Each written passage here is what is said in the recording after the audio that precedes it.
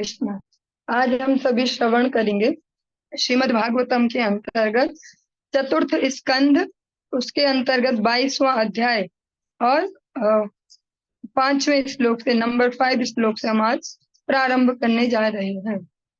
ओम नमो भगवते वासुदेवाय। ओम नमो भगवते वासुदेवाय। ओम नमो भगवते वासुदेवाय। जो हम प्रसंग सुन रहे हैं बहुत ही सुंदर और हमारे लिए शिक्षाप्रद है। महाराज पृथु और उनकी प्रजा का वार्तालाप।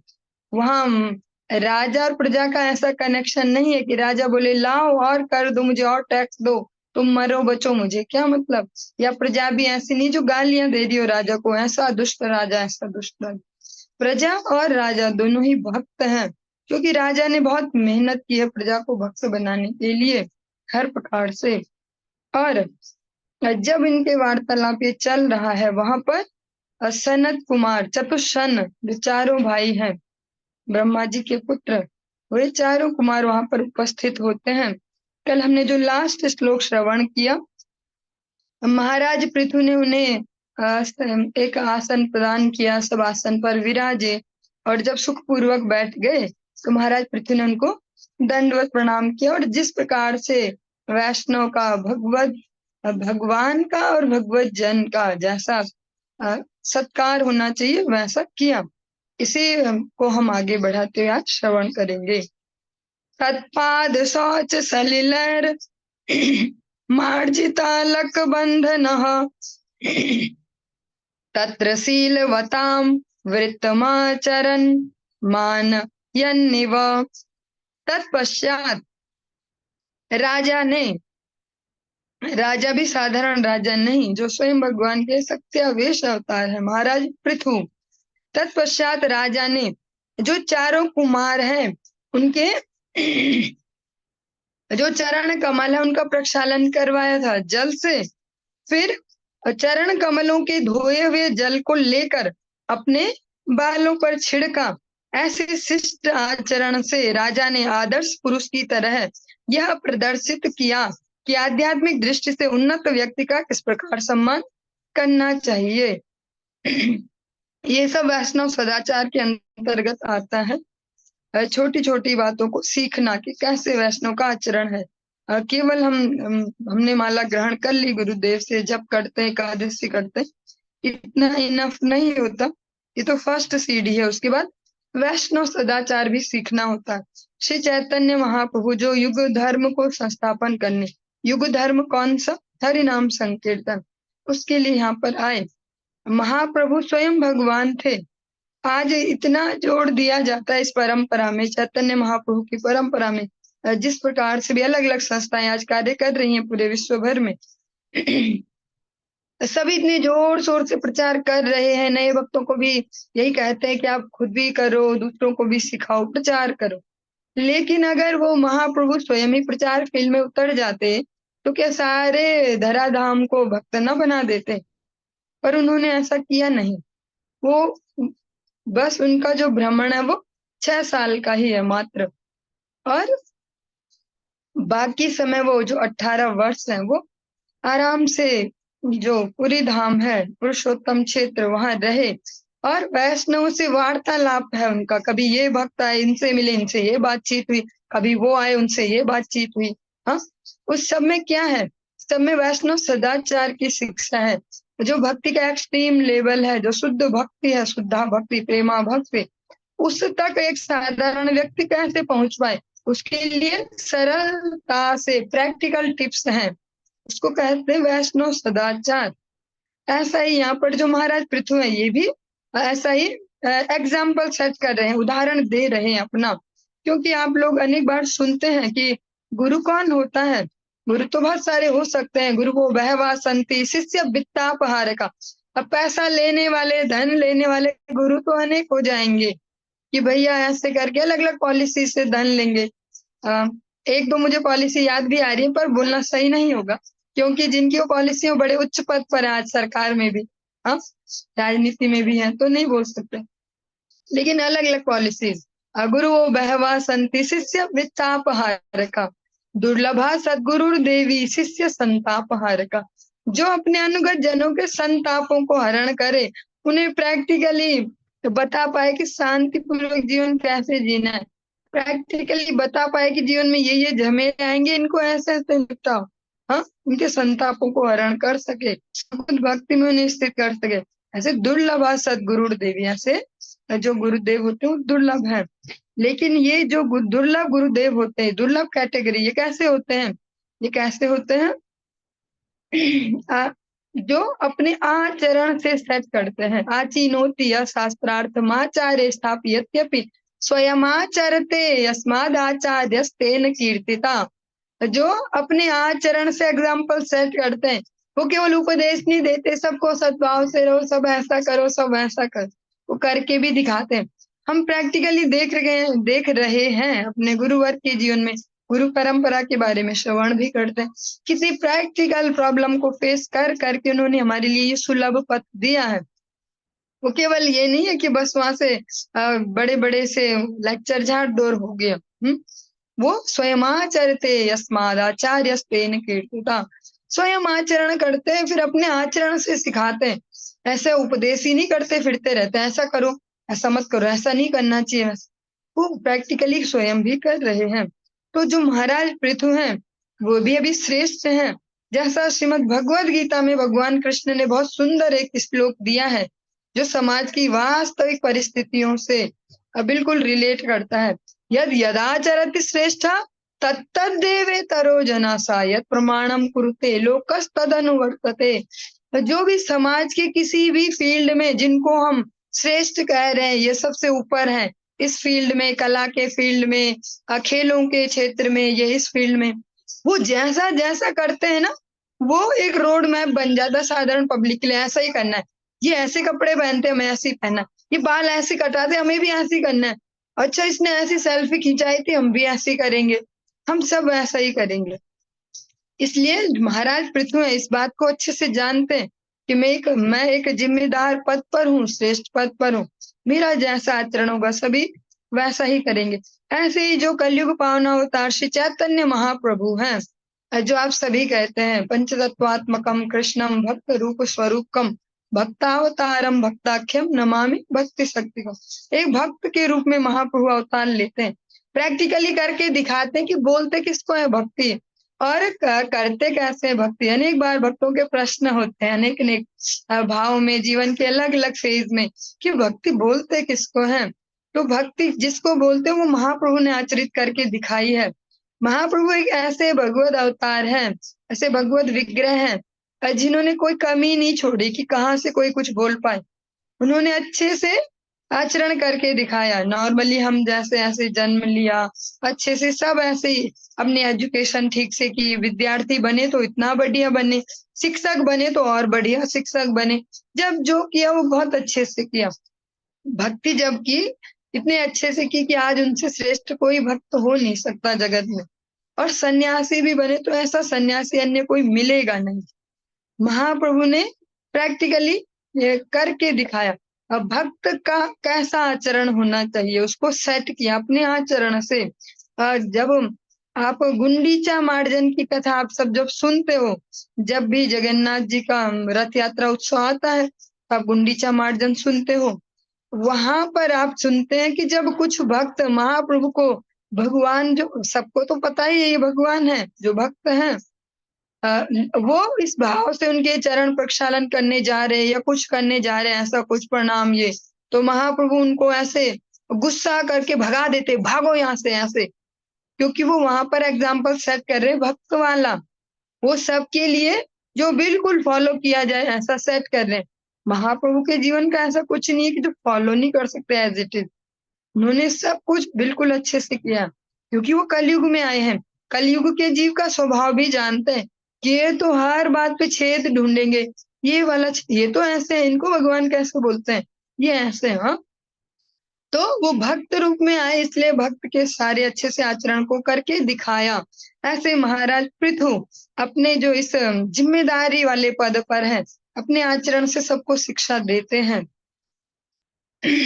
जब वो चारों कुमारों का स्वागत सत्कार करते हैं, उनके चरण धुलाते हैं। उनके चरण, और जो चरण धुवन जल है, जो उसका क्या करते हैं, उठा के और कहीं ना फूलों में डाल देते हैं, फूलों के पौधे में, है ना, या तो ऐसे ही, या धुलाते ही नहीं है, बस आरती कर लो और क्या झंझट है ऐसे। उन्होंने वो सब किया भी, चरण प्रक्षालन भी करवाए। मस्तक पर धारण किया उस जल को, वैष्णवेर पद धूली, ताहे मोर स्नान के लिए, तो मेरे स्नान की सामग्री बने, जिससे मैं स्नान करूं। हमने बालों पर उसको छींटे दिए। ऐसे शिष्ट आचरण से राजा ने आदर्श पुरुष की तरह यह प्रदर्शित किया।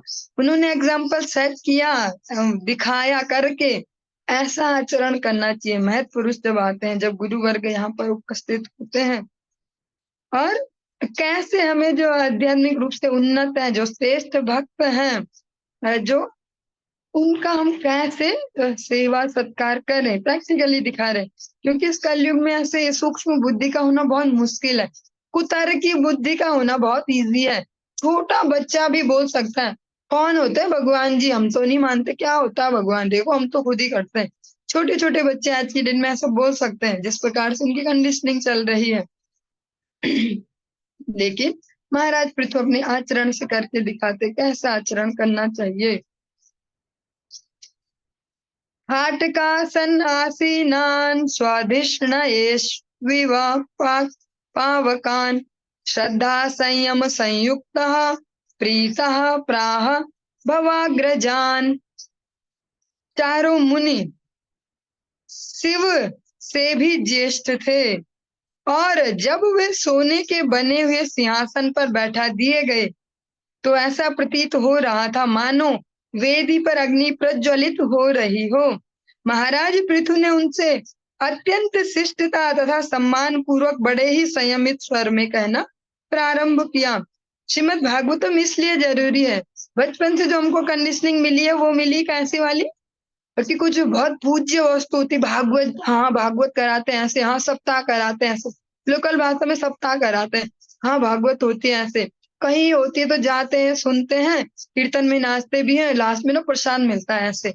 मैं तो खुद बचपन में इसीलिए बहुत दूर दूर तक जा लेती थी कथा सुनने, कि प्रसाद भी तो मिलता है लास्ट में, और कीर्तन में मजा भी आता है, तो दूर दूर तक गाँव में थे तो जो बूढ़े बूढ़े जाते उनके साथ दूर दूर चले जाओ। वहीं से ही पहली बार सुना ये ओम नमो भगवते वासुदेवाय, ऐसे कीर्तन होता है, मजा आता है ऐसे, और प्रसाद मिलता है लास्ट में, है ना। लेकिन भागवतम जो वास्तविक को क्या है, शिक्षा है, वो ऐसा नहीं है कुछ की दिव्य सा और इससे कुछ जादू टोना सा होता है, जीवन बढ़िया सा हो जाता है ऐसा। भागवतम जो कर लेता बस उद्धार हो जाता है, आचरण कैसा ही हो उद्धार हो जाता है, ऐसा नहीं। भागवतम हमारा जो कह सकते हैं, अगर प्रैक्टिकली सबसे बड़ी एजुकेशनल टेक्स्ट बुक, अगर ऐसा भी कहे तो कोई अपराध भी नहीं होगा। हम अलग अलग किताबें पढ़ते हुए सीख रहे हैं, इसकी किताब पढ़ी हमने, साइंस की पढ़ी, इसकी पढ़ी, उसकी पढ़ी, लेकिन जीवन जीना कोई नहीं सिखा सकता। जीवन में प्रैक्टिकली क्या झमेले आने वाले कोई नहीं बता पाएगा, उन्हें हैंडल कैसे करना है वो कोई नहीं बता पाएगा, फोकस कैसे करना है, धैर्य कैसे रखना है, धीरता कैसे होगी, बुद्धि का चातुर्य कैसे यूज करना है, कहाँ करना है, जीव को कैसे चलाना है, खाने में बोलने में, ये कोई नहीं सिखा पाएगा, ये भागवतम सिखा पाएगी। तो प्रैक्टिकली कोई कुछ ना भी पढ़े तो चलेगा। इसे महाप्रभु कहते हैं श्रीमद् भागवतम प्रमाण ममलम, केवल मात्र भागवत जी रह जाए, भागवत जी को अगर जीवन में समझ लिया तो बाकी सब जो भी एजुकेशन है खुद ही आ जाएगी। क्योंकि यहाँ तो सारे सब्जेक्ट एक ही बुक में, जैसे बचपन में होता था कोई गाइड सी ऐसी एक बुक होती है जिसको गाइड बोलते थे बचपन में, उसमें सारे सब्जेक्ट के सब क्वेश्चन आंसर होते थे। और कोई कोई बच्चे बहुत चालाक होते थे जिसको चीटिंग करनी हो, गाइड के पेज काट काट के ऐसे, बैक बेंचर टाइप जो बच्चे होते थे ऐसे। तो श्रीमद् भागवतम ऐसा गाइड है, उसमें सारे सब्जेक्ट एक साथ है, सब कुछ। तो इसीलिए नष्ट प्राय अभद्रेशु, बहुत प्रैक्टिकल है ये महिमा। नष्ट प्राय अभद्रेशु नित्य भागवत सेवया, जो भी अभद्रता है जीवन की सब धीरे धीरे नाश हो जाएगी, अगर ध्यान से सुनेंगे, समझेंगे, समझने का प्रयास करेंगे। क्वेश्चन आए इनको दूसरे दिन पूछ सकते हैं, दिन भर उसको चिंतन कर सकते हैं, हाँ, सुना क्या, इसको अप्लाई कैसे करते होंगे, और अप्लाई करें फिर रिजल्ट देखें। तो यहाँ पर वैष्णव सदाचार की, श्रेष्ठ जनों की कैसे सम्मान किया जाए, इसको यहाँ पर शिक्षा दी जा रही है।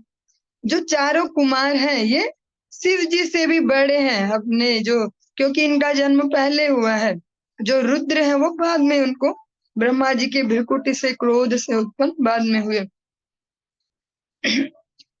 और जब वे सोने के, जब उनको विराजमान किया गया एक स्वर्ण सिंहासन पर, उनको अच्छे से सम्मान देना,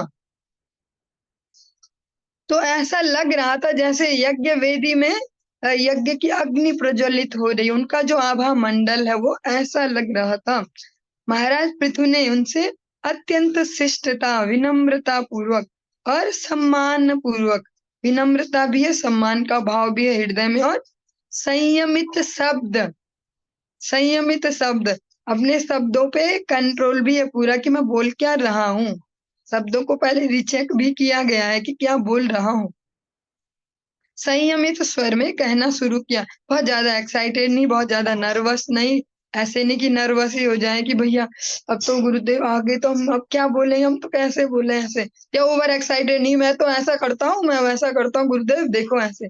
एक संयमित, एक हम कह सकते हैं ओवरऑल बैलेंस्ड स्वर में उन्होंने उनसे कहना प्रारंभ किया। पृथुरुवाच अहो आचरितम किं मे मंगलम मंगलायनाः यस्य वो दर्शनम यासीत दुर्दर्शनाम च योगिभिः। राजा पृथु ने कहा, हे साक्षात कल्याण मूर्ति महामुनियों, आपका दर्शन तो योगियों के लिए भी दुर्लभ है। निस्संदेह आपका दर्शन दुर्लभ है। मैं नहीं जानता कि मुझसे ऐसा कौन सा पुण्य बन पड़ा है, ऐसी मेरी कौन सी सुकृति उदित हुई है, जिससे आप मेरे समक्ष इतनी सहजता से प्रकट हुए हैं। महाराज पृथु उनको कहते हैं कि आप साक्षात कल्याण मूर्ति, मीन्स आपका दर्शन से हमारा कल्याण हो जाता है। जो आपका दर्शन करते ही शीतलता आती है हृदय में। जैसा हम वैष्णव जो कह सकते हैं, वैष्णव जो वंदना करते हैं वो किसी प्रकार से उसमें कहते हैं ना, दर्शने पवित्र करे तो मार गुण। तो वो कैसे होता है प्रैक्टिकली, जो उनका आभा मंडल है, जो उनके भजन का प्रभाव है, जब वो हमारे समक्ष आते हैं तो जो हमारे रात दिन उछलते ऐसे हृदय के विक्षिप्त जो भाव होते हैं ना, ऐसे अलग अलग प्रकार से उद्वेलित हृदय, वो कैसा हो जाता है, वो जैसे शांत हो जाती जल की तरंग ऐसे। वो थोड़ी देर के लिए उठा पटक हड़बड़ तबड़ दिमाग की, शरीर की अलग अलग, वो सब ठंडी हो जाती है उनके आभा मंडल से, उनके भजन के प्रभाव से। इसलिए कल्याण मूर्ति, जिनके दर्शन से ही कल्याणम निश्चित है। आपका दर्शन तो योगियों के लिए भी दुर्लभ है, और आपके दर्शन इतने दुर्लभ है कि आप योगियों के पास भी नहीं जाते।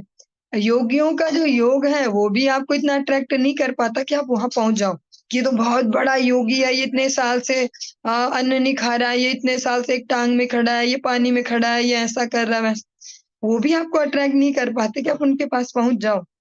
निस्संदेह आपका दर्शन अत्यंत दुर्लभ है। जो भक्त भगवान के शुद्ध भक्त है उनके दर्शन अत्यंत दुर्लभ है। मैं नहीं जानता कौन सी सुकृति मेरी ऐसी उदित हो गई, कौन सी सुकृतियों ने मिलजुल के अभी ये रिजल्ट दिया आपके दर्शन का, जो आप इतने इजीली हमें उपलब्ध हो गए, इतने इजीली अवेलेबल हो गए। ऐसे ही हमारे जीवन में अगर हम प्रैक्टिकली देखें, हम सभी जो इस कक्षा में हैं, गुरुदेव हमारे लिए ऐसे ही सहजता से उपलब्ध है। हमें कोई ऐसे अलग से योग्यताएं तो नहीं है। अगर मैं आप लोगों को ना भी लूं, स्वयं को भी लूं, तो कोई ऐसा विशिष्ट ऐसा कोई गुण तो नहीं कि भैया हम इतने बढ़िया भक्त हो गए, गुरु जी आ रहे अब हमें मिलने के लिए, ऐसा। उनके दर्शन उनकी अहेतुकी कृपा से होते हैं। ऐसा ही यहाँ पर महाराज पृथु कहते हैं कि इतनी सहजता से कैसे आपके दर्शन हो गए, जो योगियों को भी दुर्लभ है, जो हजारों हजारों लाखों लाखों वर्ष तपस्या करते रहते हैं। किम तस्य दुर्लभतर मिह लोके परत्र च यस्य विप्राः प्रसीदन्ति शिवो विष्णुश्च सानुगः। जिस पर ब्राह्मण तथा वैष्णव प्रसन्न हो जाते हैं, वह व्यक्ति इस संसार में साथ ही मृत्यु के बाद भी दुर्लभ से दुर्लभ वस्तु प्राप्त कर सकता है। यही नहीं, ब्राह्मणों तथा वैष्णवों के साथ साथ रहने वाले कल्याणकारी शिव तथा भगवान श्री विष्णु का भी उस व्यक्ति को अनुग्रह प्राप्त हो जाता है। जिन पर आचरणशील ब्राह्मण और आचरणशील वैष्णव जो उनके आचरण से प्रसन्न हो जाते हैं, उनको इस संसार में भी बहुत ही जो रेयर हो ऐसे पदार्थ भी उपलब्ध हो जाते हैं, और इस शरीर को छोड़ने के बाद भी उनके लिए दुर्लभ से दुर्लभ स्थितियां वो सहज हो जाती हैं। और इसके साथ साथ जो ब्राह्मण और वैष्णव के साथ साथ रहने वाले, ये हम मैं फिर से स्मरण दिलाऊं, हम श्रीमद् भागवतम श्रवण कर रहे हैं। 4th स्कंद और 22वां अध्याय है, और ये उसका 8वां श्लोक है। यस्या विप्रा प्रसीदन्ति शिवो विष्णु शशानुगा।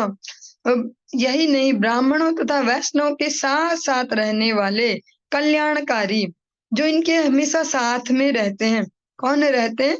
भोलेनाथ रहते हैं, क्योंकि वैष्णवानाम यथा शंभु तथा श्री विष्णु का भी उस व्यक्ति को अनुग्रह प्राप्त हो जाता है।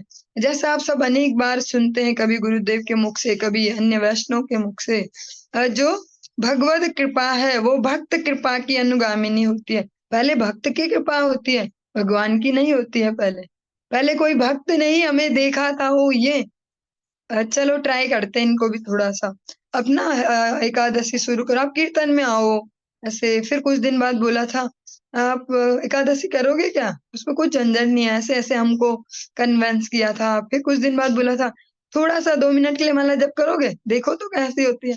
फिर धीरे धीरे हमें फंसा दिया, हाँ बहुत अच्छी जगह फंसाया, हमारे नित्य मंगल में।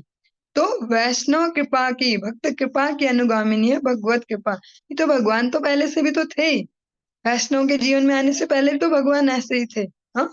लेकिन जब भक्त कृपा होती है तो तब भगवान की वास्तविक कृपा होती है। नैव लक्ष्यते लोको लोकान पर्यटतोऽपि यान् यथा सर्वदृशं सर्व आत्मानं येष्य हेतवः। महाराज पृथु ने आगे कहा, यद्यपि आप समस्त लोकों में विचरण करते रहते हैं, किंतु लोग आपको नहीं जान पाते। जिस प्रकार वे प्रत्येक के हृदय में वास करने वाले और प्रत्येक वस्तु के साक्षी परमात्मा को नहीं जान पाते, यहाँ तक कि ब्रह्मा तथा शिव भी परमात्मा को नहीं जान पाते।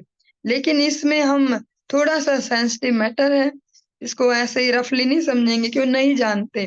मीन्स वो वैसा नहीं जानते जैसा भगवान होंगे यथार्थ में, वो उतना जानते जितना भगवान चाहते हैं वो जाने। सोई जान नहीं जेहु देहु जनाई। भगवान जिसको जितना जानवाना चाहते अपने बारे में, जितना अलाउड करते इतना जान ले मेरे बारे में, उतना ही।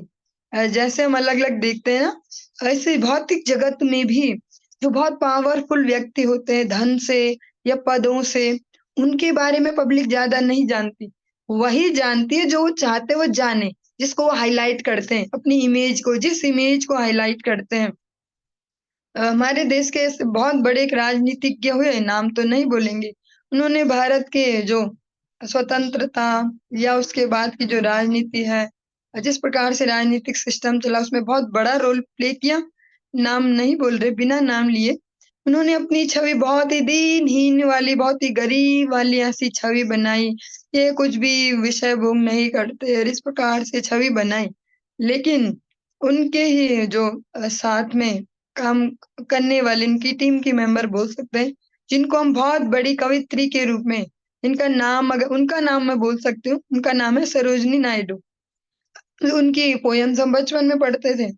वो उनको कहती हैं कि आपकी ये छवि बनाने में ना, ये दीन दुखी गरीब वाली, बहुत पैसा लगता है सरकार का। आपकी गरीबी वाली छवि बनाने में हमारा बहुत पैसा लगता है। ऐसे जिस इस भौतिक जगत में भी जो पावरफुल पर्सन होते हैं, अपनी जिस छवि को दिखाना चाहते हैं, वो वैसे ही पब्लिक उन्हें जानती है। जो जिस प्रकार से दिखाते हैं, ये बहुत दानी है, देखो ये बहुत गरीबों पे खूब मदद करते, तो वैसे ही सब जानते हैं, उनकी असली इमेज कोई नहीं जानता। ये एग्जाम्पल तो बहुत ही बुरा सा है, बहुत ही अपोजिट है, लेकिन इससे हम समझ पाएंगे भगवान को भी कोई उतना ही जान सकता है जितना भगवान अलाउड करते हैं। यथार्थ रूप में भगवान को समझ पाना, जो शेष है, अनंत है, शेषनाग, वो भगवान का निरंतर गुणगान कर रहे हैं, फिर भी वो कहते हैं कि मैं पूरा नहीं कर पाता, मैं पूरा नहीं जानता हूँ। महाराज पृथु कहते हैं, आप सब लोगों में विचरण करते हो, हाँ, अलक्षित रूप से, कोई आपको, हर कोई आपको जान नहीं पाता। आप अलग अलग किस प्रकार से चलते हो, किसी को पता नहीं चलता। कभी आपको कोई देख भी ले तो पहचान नहीं पाएगा। कैसे? जैसे प्रत्येक जीव के हृदय में भगवान परमात्मा रूप से हैं, लेकिन फिर भी तो कोई जान नहीं पाता। कभी भी कोई सोच पाता है बड़े बड़े सद्गुणों या बहुत बड़े परोपकार के कार्य करें और फिर हृदय फूल जाता, हमने ये किया, तब ये भाव नहीं आता कि अंदर बैठा भी है परमात्मा और उसने ही करवाया। और बहुत बड़े अपराध भी कर लेता है व्यक्ति अपनी अलग अलग इंद्रियों के वश में, उसको भी ध्यान नहीं आता परमात्मा अंदर बैठा है। छोटे छोटे अपराध भी, हर दिन हम कुछ न कुछ पाप, कुछ न कुछ ऐसा कर लेते हैं अच्छा बुरा, तब भी नहीं समझ पाते कि कोई देख रहा है अंदर से, हमने ये कर दिया।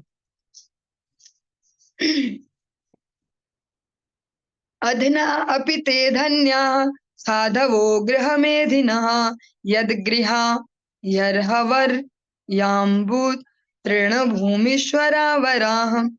कोई भी व्यक्ति जो धनवान न हो तथा ग्रस्त जीवन व्यतीत कर रहा हो, वह भी अतीव धन्य हो जाता है जब उसके घर में साधु पुरुष उपस्थित होते हैं।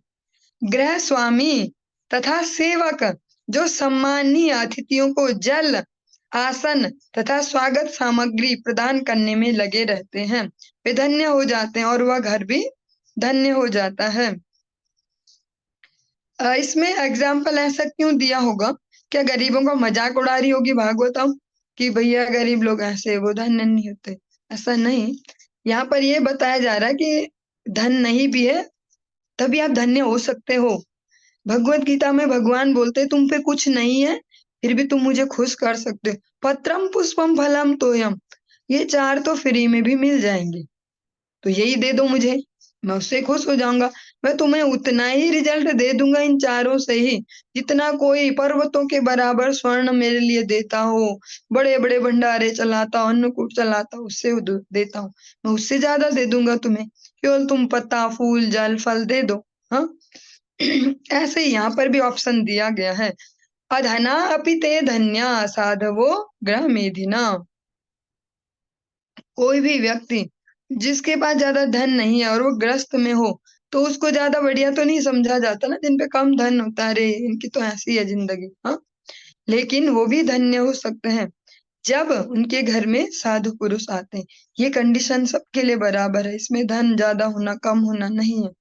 और ऐसा आप अगर प्रैक्टिकली हम अपने ही गुरुदेव की बात करें और अन्य ऐसे गुरु वर्ग जो अन्य भी गुरु वर्ग हैं उनके समकक्ष उनको भी देखें, तो जो यथार्थ साधु होते हैं वो धन से किसी के प्रति अपने भाव में चेंज नहीं लाते कि जो ज्यादा डोनेशन दे रहा, जो ज्यादा सेवाएं कर रहा वो तो ज्यादा बढ़िया है, सो हम ज्यादा प्यार करते हैं, उसके ज्यादा हम भक्ति में बढ़ने में मदद करते हैं, या जो बेचारा गरीब सा उसको नहीं करते, ऐसा नहीं देखते भेदभाव। वैष्णव समदर्शी होते हैं, भेदभाव नहीं करते।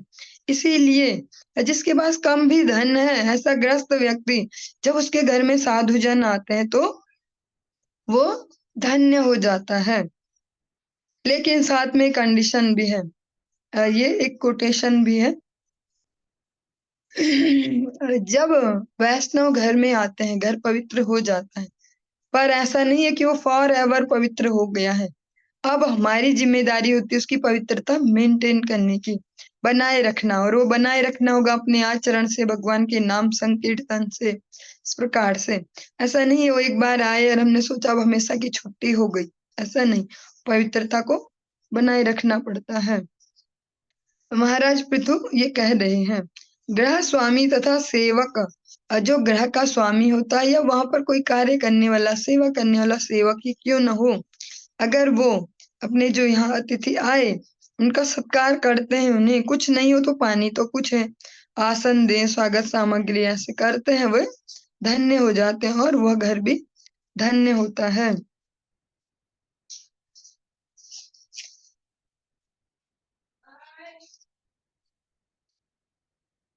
और जो एक्सप्लेनेशन है इसमें बहुत ही अच्छे से एग्जाम्पल भी दिया गया है। कि कोई ग्रस्त बोल दे कि भाई हम पे तो इतने पैसे ही नहीं है, इतने लोग आएंगे, ये होगा, व्यवस्थाएं ऐसी होंगी वैसी होंगी, तो हम कैसे करें।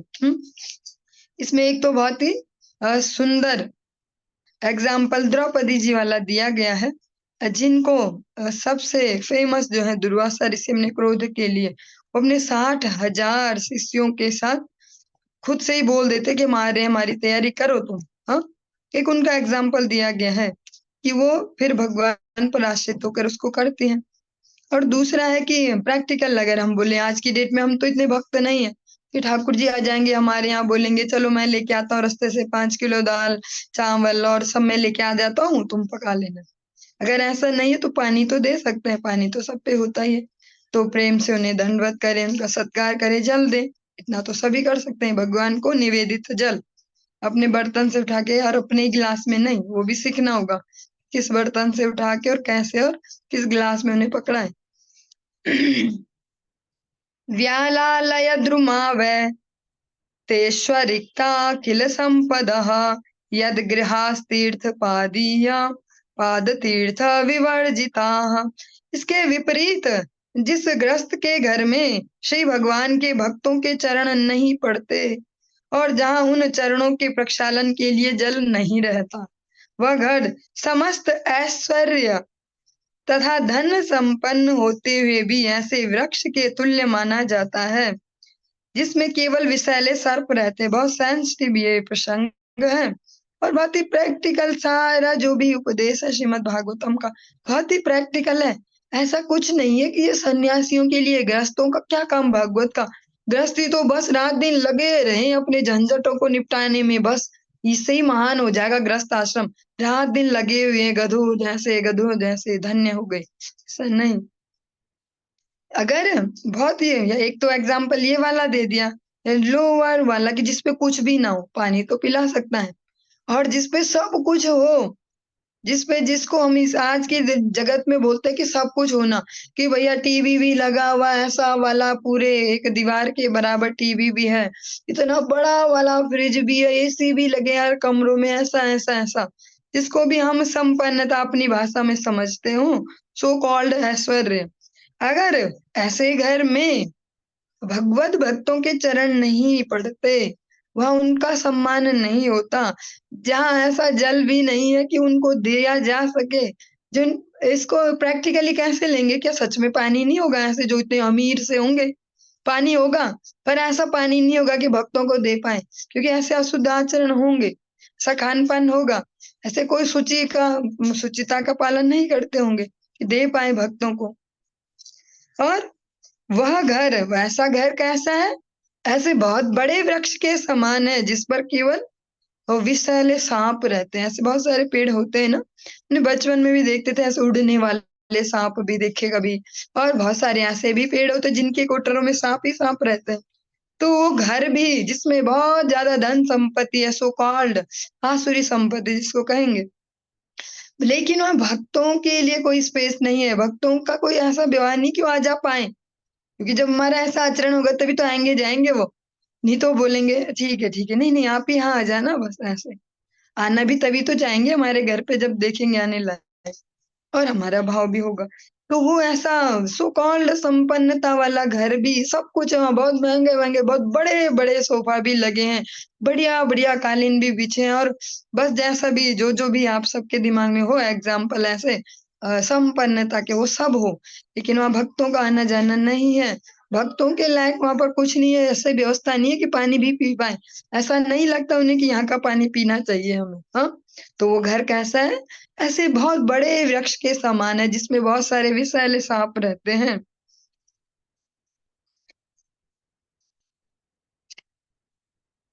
स्वागतम वो द्विज श्रेष्ठा यद व्रतानि मुमुक्षुषव चरन्ति श्रद्धया धीरा बाला एव बृहन्ति च। महाराज पृथु ने चारों कुमारों को ब्राह्मण श्रेष्ठ संबोधित करके स्वागत किया और उन्हें कहा, आपने जन्म से ही ब्रह्मचर्य व्रत का दृढ़ता से पालन किया है, और यद्यपि आप मुक्ति के अनुभवी हैं तो भी आप अपने आप को छोटे छोटे बालकों के समान रखते हैं। महाराज पृथु कहते हैं उनको ब्राह्मण श्रेष्ठ। इसीलिए यहाँ पर जो ये ब्राह्मण शब्द है, अब बार बार एक्सप्लेन करते हुए मुझे भी अनईजी होता है कि जैसे कि कोई बोले कि इसको ही क्या पढ़े ऐसे ब्राह्मण टाइटल को ऐसा वो करना, लेकिन हमें सही से समझना ही होगा। वो केवल जातिगत टाइटल नहीं है, वो एक चर्या वाला पूरे आचरणगत एक टाइटल है। तो यहाँ पर महाराज पृथु चारों कुमारों को जो ब्रह्मा जी के पुत्र हैं उनको ब्राह्मण श्रेष्ठ कहते हैं। हे ब्राह्मण श्रेष्ठ, और कहते हैं आपने बचपन से जन्म से, हाँ, आजीवन आप जन्म से कैसे ब्रह्मचर्य का व्रत धारण किया है, इंद्रिय निग्रह आपने किया हर प्रकार से। ब्रह्मचर्य का हम केवल एक ही सेंस में मीनिंग नहीं लेंगे, समस्त इंद्रियों का निग्रह किया है बहुत दृढ़ता से। हम जैसा गुरुदेव के जीवन में भी देखते हैं, बचपन से उन्होंने भगवान को जीवन समर्पित किया। अनेक अनेक ऐसे संत भी होते हैं अलग जीवन के अलग अलग फेज में जो संन्यास आश्रम में प्रवेश करते हैं। लेकिन हम अगर प्रैक्टिकली भगवत कृपा को देखें तो गुरुदेव हमको ऐसे गुरुदेव भगवान ने उपलब्ध करवाए कि जिनका बचपन से ही जैसे चतुसन है ऐसे ही जीवन रहा है। बचपन की उस अवस्था से ही जो बच्चा 7-8 वर्ष की अवस्था में इतनी हिम्मत कर ले कि मैं बहुत ही प्यार करने वाली माँ, बहुत अपने जो बड़े भाई बहन इतने प्यार करने वाले से, और अपने गांव को, अपने घर को, अपने पूरे राज्य को छोड़ के, अपनी भाषा को, अपनी सभ्यता सब छोड़ के, बिना पैसे के दम पे, और कहाँ-कहाँ से जाऊंगा ये भी पता नहीं, और छोड़ के वृंदावन आ जाए अपने गुरुदेव के पास ठाकुर जी के लिए। तो अगर उनका हम यहाँ पर कह भी दें कि सनत कुमार जैसा आचरण है तो अतिशयोक्ति नहीं होगी। ऐसा नहीं होगा इनके गुरुजी हैं तो ये तो बढ़ा चढ़ा के बोलते हैं, क्योंकि जो बच्चा अगर 7-8 साल में ये डिसीजन ले सकता है तो उसने भक्ति कब शुरू की होगी, हम इमेजिन कर पाएंगे। किसी ने उसको लालच दिया होगा शायद 3-4 साल में, बेटा देखो माला करते हैं ठाकुर जी होते हैं, ऐसा तो नहीं। वो भगवत जन है, भगवान के ही प्रसन्नता के लिए यहाँ प्रचार के लिए आए हैं, ताकि हम जैसे अनेक अनेक जीवों का उद्धार कर पाए। और बहुत ही सुंदर बात यहाँ पर महाराज पृथु कहते हैं कि आप सब तो मुक्ति के अनुभवी हैं, आपको एक्सपीरियंस है मुक्त जीवन का भी।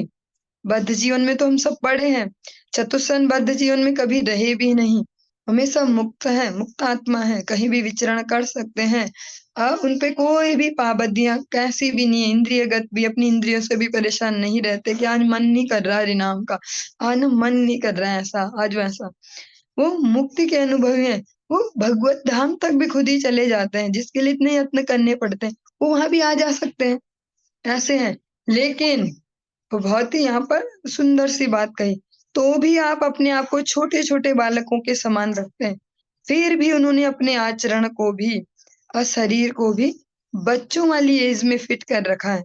एक कह सकते हैं 4-5 साल के छोटे छोटे बच्चे जो 8 साल से ऊपर नहीं जाता, इस प्रकार से फिजिकली भी हर प्रकार से खुद को ऐसा बना दिया है। क्यों? जबकि वो तो मुक्ति के अनुभवी हैं। ऐसा तो नहीं है कि अगर वो 60 वर्ष वाली एज में रहें या 20 साल वाली एज में तो कहीं अट्रैक्ट होंगे, वहाँ बहुत बढ़िया-बढ़िया, अरे वहाँ तो इतने मज़े हैं, लोग पार्टी कर रहे हैं, वहाँ इतनी अच्छी-अच्छी देखो लड़कियाँ भी हैं, उधर भी जा सकते हैं हम, वहाँ उधर वो घूमने जा रहे हैं, उधर जाएँ, वहाँ बढ़िया-बढ़िया रेस्टोरेंट है, वहाँ जाएँ। ऐसा तो नहीं है उनके साथ, फिर भी उन्होंने अपने आप अपनी अवस्था को बालक वाली अवस्था में कर रखा है। महाराज पृथु इस बात को कह रहे हैं, महाराज पृथु कह रहे हैं कि आप मुक्ति के अनुभवी हैं, आपने वो भी एक्सपीरियंस लिया, आपकी कोई मजबूरी नहीं है ऐसे बच्चे वाली बॉडी में रहने की, बच्चा स्वरूप में रहने की, फिर भी आपने अपनी इच्छा से बालकों वाला स्वरूप धारण कर रखा है। ऐसे हम जो जिनको कह सकते हैं उच्च वैष्णव होते हैं, श्रेष्ठ वैष्णव होते हैं, उनको भी आचरण हम देखते हुए ऐसे ही होते हैं। वो कभी ऐसे नहीं दिखते बहुत ही पॉलिटिकल टाइप के, बहुत ही तेज दिमाग ऐसे चलता है, वो सहज रहते हैं, सहजता में रहते हैं। वो कभी ऐसे भी नहीं दिखते दूर जाओ रे रे रे रे, इधर नहीं माता जी इधर नहीं, स्त्रियां इधर चलो, ऐसे ऐसे करते भी नहीं दिखते, ऐसे ऐसे सहज रहते हैं, बालवत रहते हैं। अपने उनके अंदर ही वो सब नहीं जा रहा है, यहाँ का हमारा जो इन्फ्लुएंस है, जो हमारा कह सकते हैं यहाँ का इन्फेक्शन, वो नहीं जाता, वो बालवत रहते हैं। वो स्वभाव गति ऐसे रहते हैं, तभी जाके इतनी इजीली भगवत भक्ति का प्रचार कर पाते हैं। अगर उनके पास बहुत सारी झंझटें हो, ये मेंटेन करना, वो मेंटेन, इतनी अबड़-तबड़ है दिमाग के अंदर कि भैया कोई मुझसे ऐसे भी ना करे, कोई वैसे करेगा तो मैं कैसे करूँ? इतना-इतना सोचेंगे तो भगवत भक्ति में कैसे लगेंगे? उनके आचरण होते हैं सहज, बालकवत, वैसे ही छोटे बच्चे को भी अच्छे से ट्रीट करते हैं, हर एज ग्रुप को सहजता से। ऐसे ही सनत कुमार के लिए कहते हैं, आप में कोई विकार भी नहीं है, कोई विकार आपको छू भी नहीं सकता, फिर भी आपने बालकवत अपने स्वरूप को बना के रखा है। कच्चिन्न कुशलम नाथा इंद्रियार्थार्थ वेदिनाम व्यसनावाप एतस्मिन् पतितानाम स्वकर्मभि। महाराज पृथु ने मुनियों से ऐसे व्यक्तियों के विषय में पूछा जो अपने पूर्व कर्मों के कारण इस भयानक भौतिक अस्तित्व में फंसे हुए हैं। क्या ऐसे व्यक्तियों को, जिनका एकमात्र लक्ष्य इंद्रिय तृप्ति है, सौभाग्य प्राप्त हो सकता है? अब बारी आ गई है परिप्रश्नेन सेवया। भगवान भगवत गीता में अर्जुन से कहते हैं, तत्विधि प्रणिपातेन परिप्रश्नेन सेवया। साधु जन, श्रेष्ठ जन जब मिले, तत्विधि प्रणिपातेन, उनको समर्पण करें, और परिप्रश्नेन सेवया, उनकी सेवा करें प्रश्नों से। अब प्रश्नों से कैसे सेवा हो गई कि गुरुदेव आजकल ना बहुत परेशान चल रहे, बच्चों ने भी दुखी कर रखा, ऐसा चल रहा वैसा चल रहा, काम धंधा ऐसा हो रहा, वो वाला रिलेटिव है ना उसने दुखी कर रखा, ऐसा ऐसे ऐसे सुना है उनको। या क्या फॉर्मूला होगा गुरुदेव जो बहुत हमारा ना धंधा पानी सही चले, सब सही हो? ऐसे नहीं। तत्विधि प्रणिपाते न, एक ईमानदार सरेंडर होके और सही प्रश्न पूछे जाए जो उनसे पूछे जाने चाहिए। उनका भी अपमान है वो अजीब अजीब प्रश्न उनसे पूछना, उनका भी अपमान है। वो बोलेंगे ये तो कोई भी बता सकते थे, तुम्हारे आज की डेट के मोटिवेशनल स्पीकर, आस पड़ोसी कोई भी बता देगा, पड़ोसी भी सुझाव दे देते हैं बहुत सारे। तो ये वाले हमसे ना पूछे। भगवान भी कहते हैं फिर परिप्रश्नेन सेवया, बहुत बड़ी सेवा ये प्रश्न पूछना। महाराज पृथु ने वो प्रारंभ कर दिया। महाराज पृथु अब उनसे पूछ रहे हैं कि ऐसे लोगों का क्या होने वाला है जो भयानक भौतिक अस्तित्व में फंसे हैं, जिनका एकमात्र गोल इंद्रिय तृप्ति है। सरल भाषा में बोले, अगर लोकल भाषा में समझने का प्रयास करें जिससे हम बहुत जल्दी समझ पाएंगे, जिनको हर बात पे मजा ही चाहिए, बस हम गपे मारे तो मजा आ जाए, हम मुंह में कुछ डाले मजा आ जाए, कोई हमसे बात करे मजा आ जाए, हम कुछ भी करे बस मजा ढूंढते रहे हर बात में। ये मजा मतलब इंद्रिय तर्पण। मजा हमारे एक लोकल शब्द हो गया जिससे हम जल्दी समझ पाते हैं। इंद्रिय तर्पण, जिनका एकमात्र गोल है बस मुझे मजा आ जाए, बाकी सब भाड़ में जाए, मुझे मजा आ जाए, बस मेरी इंद्रियां खुश रहे हमेशा। हाँ, ऐसे व्यक्तियों का क्या होने वाला है? महाराज पृथु पूछ रहे हैं, उनको क्या कभी सौभाग्य मिलेगा? क्या कभी सौभाग्य उदित होगा उनका? हो सकता है क्या? महाराज पृथु ऐसा क्यों पूछ रहे हैं? न तो वो इस कैटेगरी में आते हैं, न उनकी प्रजा इस कैटेगरी में आती है। क्यों पूछ रहे हैं? हम सबके लिए पूछ रहे हैं, क्योंकि ये जो इतिहास में लिखा जाएगा तो हम पढ़ेंगे तो कुछ हमारे भी दिमाग में आएगा, हमारे भी कुछ काम आएगा। क्योंकि ये श्रीमद् भागवतम आप प्रथम स्कंद में सुन चुके हैं। अलग अलग ब्रह्मांडों में अलग अलग जो ग्रह हैं, वो जहां जहां भी जो जो महानतम इतिहास है, महानतम हिस्ट्री है, जो ये घटनाएं हैं इतिहास की बहुत आवश्यक, सबको कलेक्ट करके श्रीमद् भागवतम को हमारे लिए प्रस्तुत किया गया है। श्रीमद् भागवतम ऐसा नहीं है जहां हम अभी रह रहे हैं, इसी ब्रह्मांड की, इसी धरती के, इसी भारत में जो जो हुआ था वो हमारे लिए लिख दिया। ये अलग अलग ब्रह्मांडों के अलग अलग ग्रहों में जो जो श्रेष्ठ घटनाएं अलग अलग कल्पों में अलग अलग युगों में, उन सबको संकलित करके दिया गया, बेस्ट से बेस्ट, ताकि हम बहुत अच्छे से अपने जीवन को जी पाए।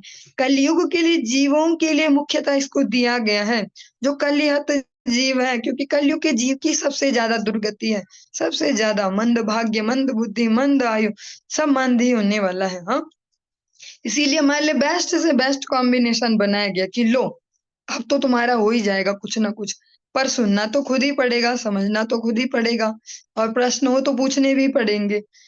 तो महाराज पृथु पूछ रहे हैं कि जो रात दिन मजा में ही लगे हैं, मजा है जिनका लक्ष्य है, इंद्रियां खुश होते रहे, हमें हम कुछ सुने तो मजा आ जाए, कुछ खाएं तो मजा आ जाए, कुछ बोले मजा आ जाए, हमको इतनी अटेंशन मिले मजा आ जाए, सब बस मजा ही आ जाए। तो उनका क्या कभी सौभाग्य उदय होगा? क्या उनका कुछ भला कभी हो पाएगा? महाराज पृथु ये पूछ रहे हैं सनत कुमारों से। भवत् सुकुशल प्रश्न आत्मा रामेषु नेष्यते कुशला कुशला यत्र न सन्ति मतिवृत्तयः। महाराज पृथु ने आगे कहा, हे महाशयों, आपसे आपकी कुशल तथा अकुशल पूछने की कोई आवश्यकता नहीं है, क्योंकि आप नित्य आध्यात्मिक आनंद में मग्न रहते हैं। आप में कुशल तथा अकुशल की मानसिक वृत्तियां पाई ही नहीं जाती हैं। वो बोल रहे हैं कि आपको ये पूछने का आप ठीक हो कि नहीं, सही है आपका ये सब, ऐसा अभी कुछ पूछने की आवश्यकता नहीं लगती, या है भी नहीं। क्यों? क्योंकि जो मेंटल स्टेज है ना, जिसमें हम फील करते हैं हम ठीक नहीं है और जिसमें हम ठीक है, उससे आप परे हैं। आप हमेशा भगवत आनंद में मग्न हैं, भगवान की सेवाओं में बिजी हैं। इसको अगर आज की डेट में प्रैक्टिकली अप्लाई करें, इसको हम आज की प्रसंग में कैसे समझ पाएंगे, कैसे इसको फिट कर पाए? जो निष्कपट भक्त हैं, जीवन में उनके भी चल रहा है। अगर सनत कुमार तो हमने देखे नहीं, हम जिनको आज सनत कुमार के रिप्रेजेंटेटिव में देखते हैं हमने गुरु परंपरा, भले ही उनको फिजिकली कितनी प्रॉब्लम भी होती है, पर वो कभी हमको ऐसे सोए पड़े, ऐसे कराहते हुए, ऐसे किसी को हल्ला मचाते हुए नहीं देखे जाते। मर गया मैं सुबह से ऐसे भागते भागते, देखो पाँव में इतना दर्द हो रहा, कोई दवा दो जरा, बुखार तो कोई दवाई लाओ, कोई ऐसा ऐसा कुछ उसको ज्यादा हाईलाइटेड करते नहीं दिखते, क्योंकि जो शरीर यहाँ मिला उस शरीर धर्म से उनको भी तो कुछ ना कुछ होगा। लेकिन वो उसका हल्ला मचाते नहीं दिखते, उसको अटेंशन का पॉइंट नहीं बना लेते, क्योंकि वो भगवत सेवा में इतने बिजी रहते हैं। उनके पास यही टेंशन है कि अब अगला टारगेट क्या, अब अगला क्या, अब अगली कौन सी सेवा। हाँ, इस प्रकार से। चलिए आज के इस प्रसंग को यहाँ पर ही विराम देंगे, आगे कल कंटिन्यू करेंगे। हरे कृष्ण।